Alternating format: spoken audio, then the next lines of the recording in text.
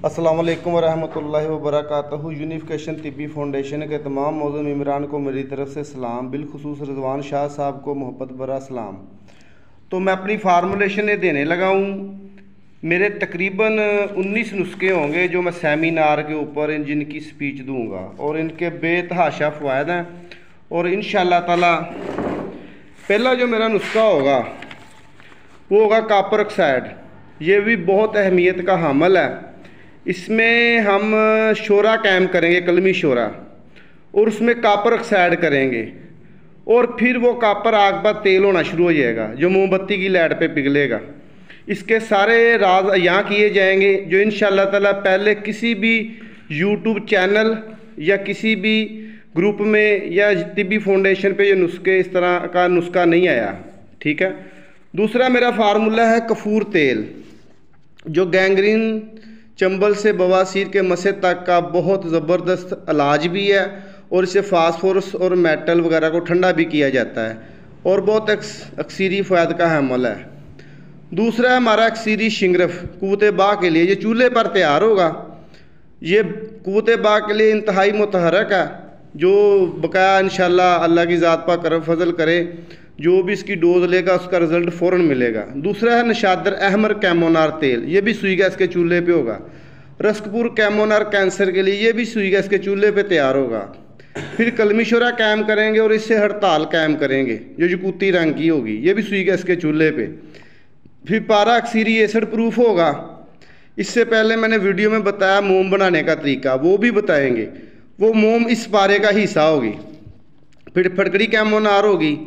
फिर पारा अहमर कैमोनार होगा जो HB के लिए बहुत ज़बरदस्त होगा। ठीक है, लीवर फंक्शन के लिए, और एसिड प्रूफ होगा। फिर गंधक क्लोरेट वगैरह का तेल होगा जो आग पे तेल और नीचे जम जाएंगे, सुर्ख रंग का होगा। ये भी मोमबत्ती की लाइट पे पिघलते हैं। तेज़ाब गंधक ठंडा सुनहरी रंग का।